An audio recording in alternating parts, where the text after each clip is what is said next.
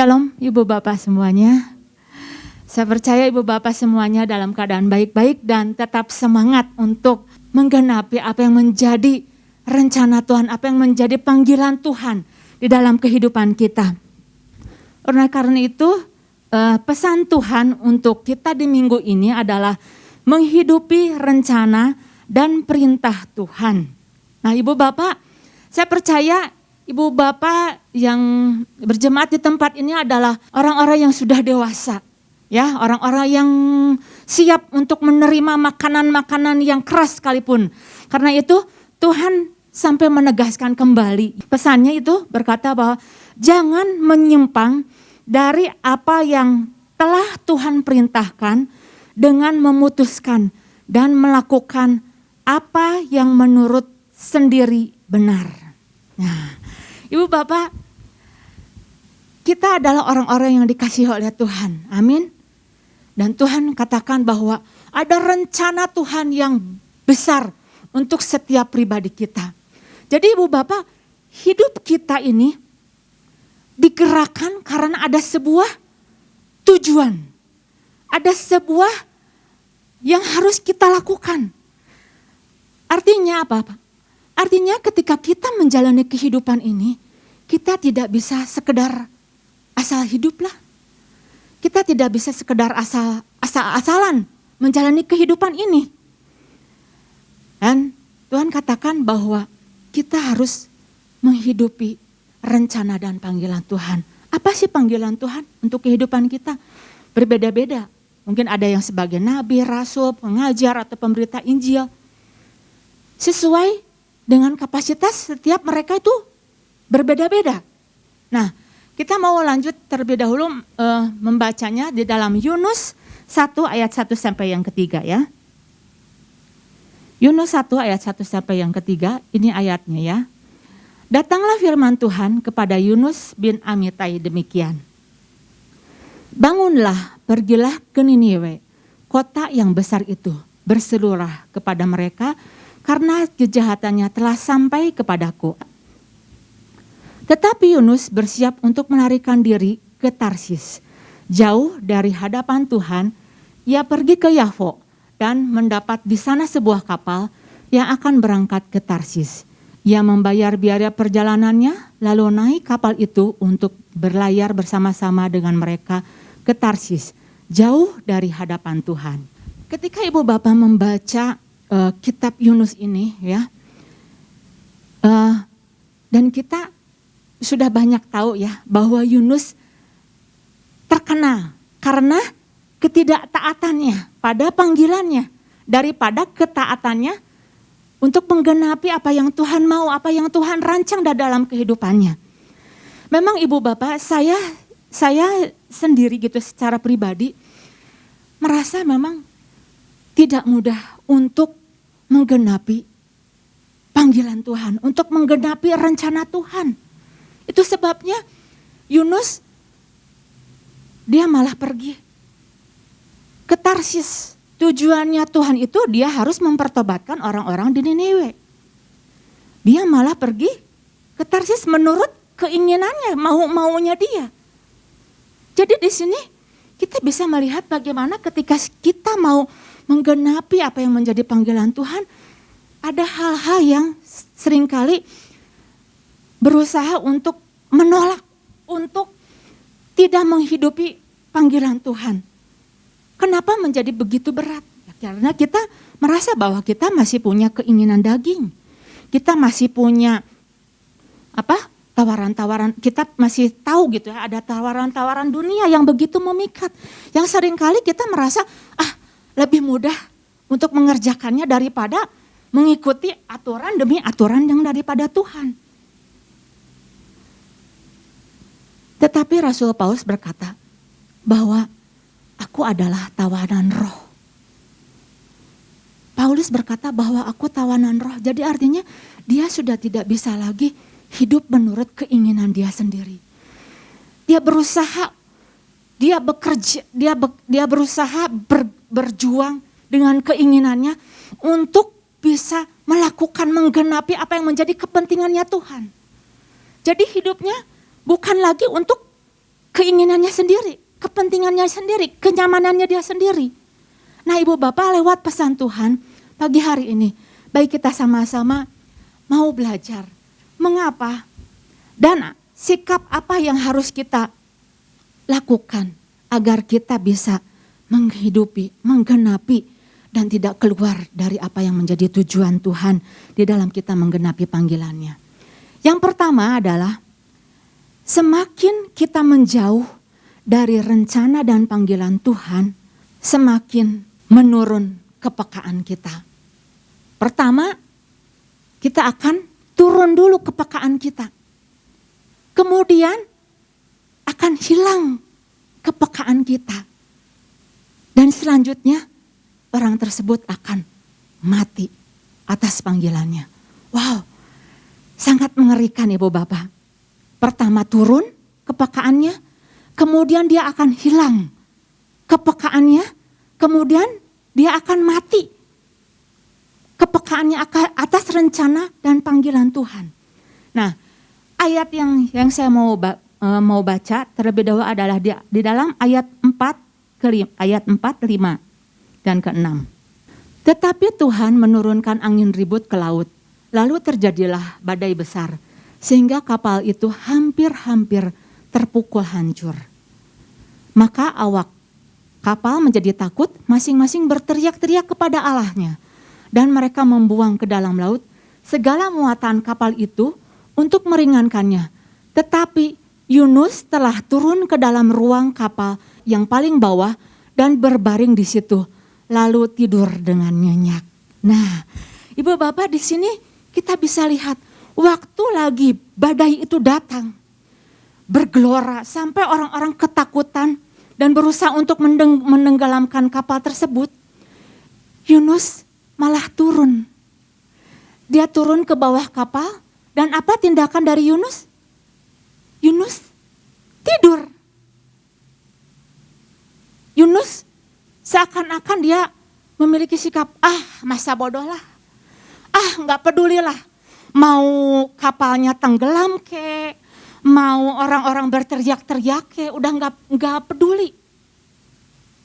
Dia udah turun kepekaannya.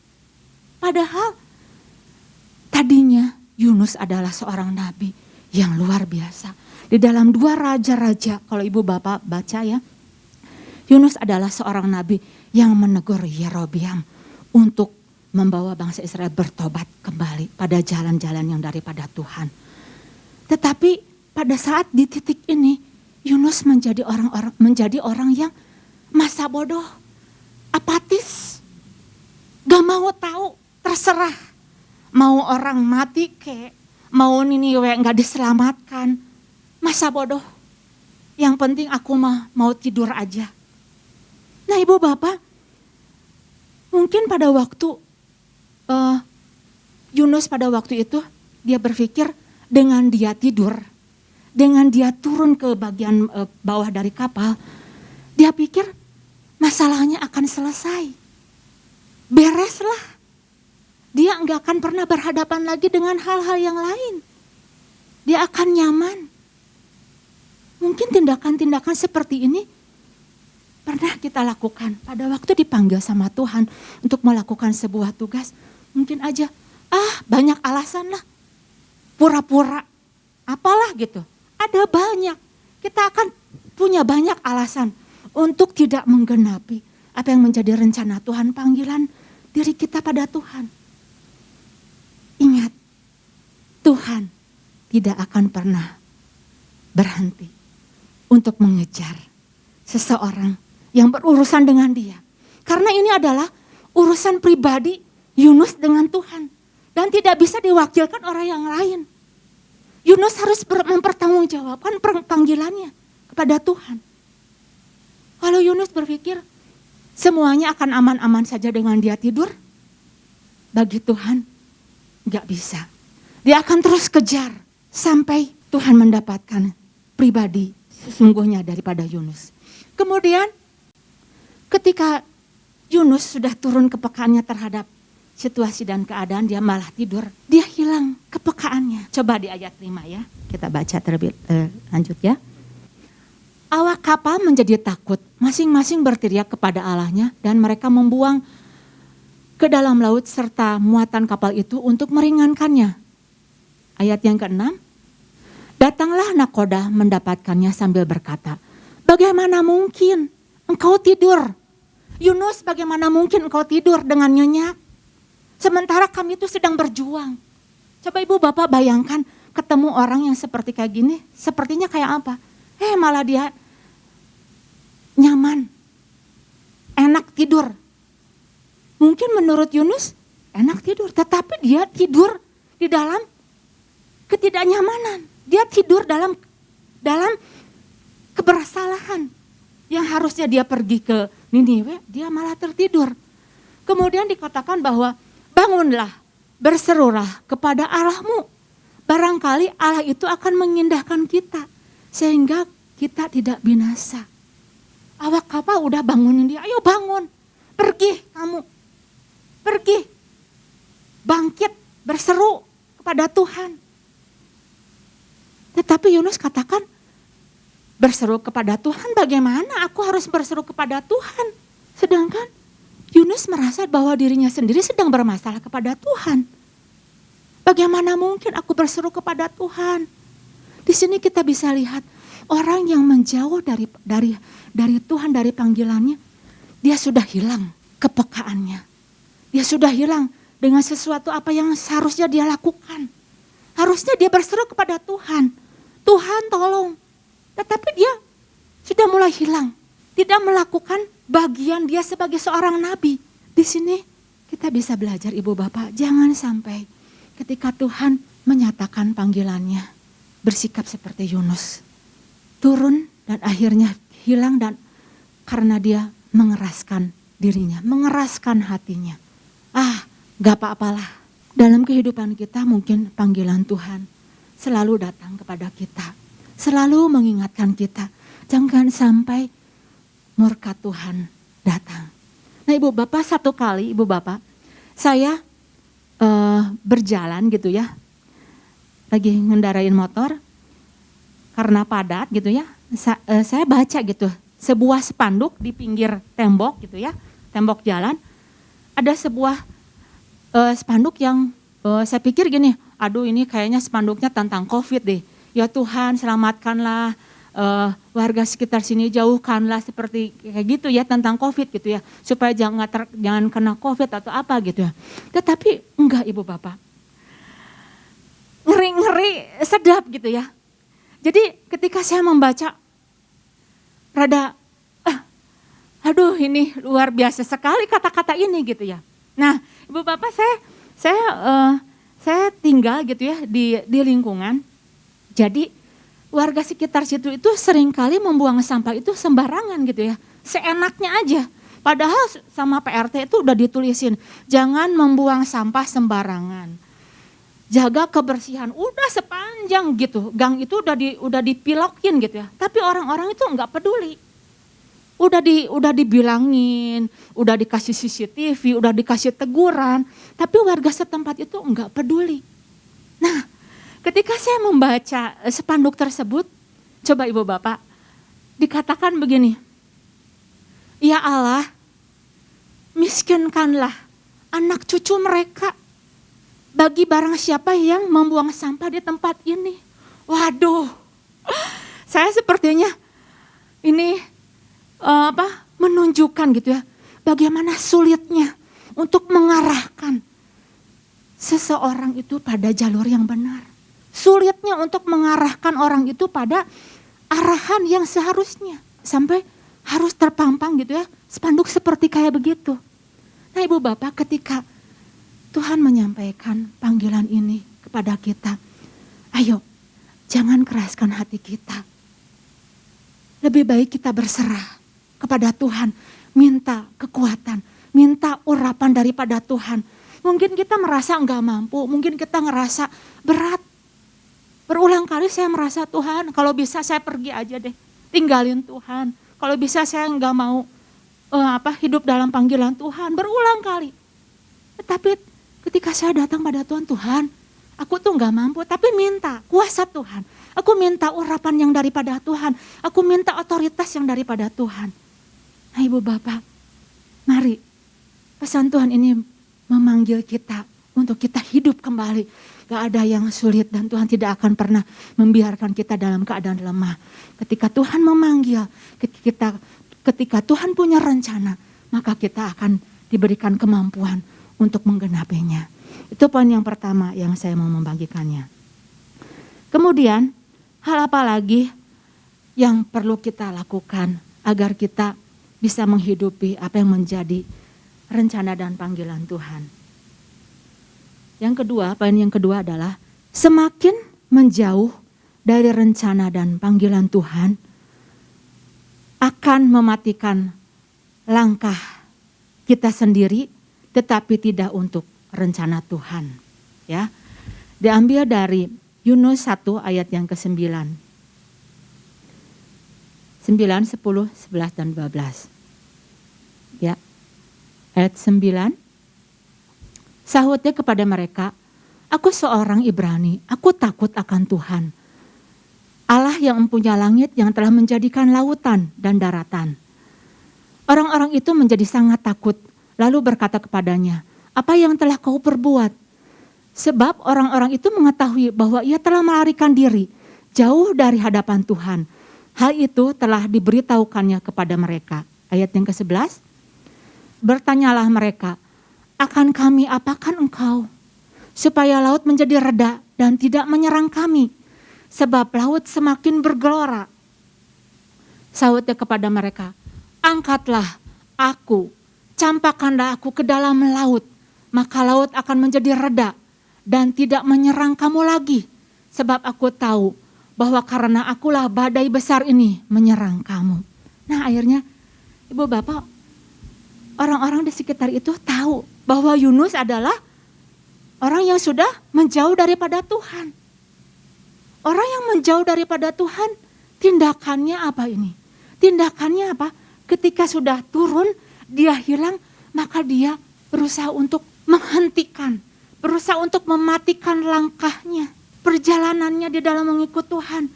Dan dia berusaha untuk, ya kalau gitu, karena badai ini tidak pernah, pada waktu itu kan muatannya udah pada dibuangin gitu ya. Muatan udah dibuang, koper-koper udah dibuang, masih terus badai itu tidak berhenti.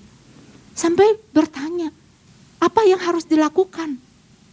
Nah, orang-orang bertanya dan mereka dan Yunus berkata bahwa lemparkan saja aku ke laut. Artinya apa? Artinya apa Ibu Bapak? Kalau lagi badai bergelora gitu ya, kapal kan udah terombang-ambing kayak gitu, dengan dilemparkan seseorang pasti udah mati. Nah ini yang Yunus lakukan, dia minta supaya dia itu udahlah, aku mah mati aja, bereskan semuanya juga. Rencana Tuhan, ya kalau enggak sama aku mungkin bisa dikerjain sama orang lain. Gak usah sama aku juga bisa. Nah Ibu Bapak, enggak seperti kayak begitu ya. Nah ketika Yunus tahu gitu ya, bahwa dia memiliki satu keinginan untuk dilemparkan ke laut, maka si nakoda, orang-orang di sekitar itu, dia enggak tega. Malah si kapal itu dibawa dulu, diseret dulu. Ayo seret dulu ke darat aja. Jangan sampai nih ya, Yunus ini mati gitu. Diseret tapi enggak bisa. Karena badai begitu besar. Orang-orang sebenarnya enggak tega. Sampai akhirnya karena badai itu semakin besar, sampai akhirnya mereka bilang ya udah berdoa, jangan tanggungkan ya darah orang ini kepada kami. Ibu Bapak, di sini kita bisa belajar.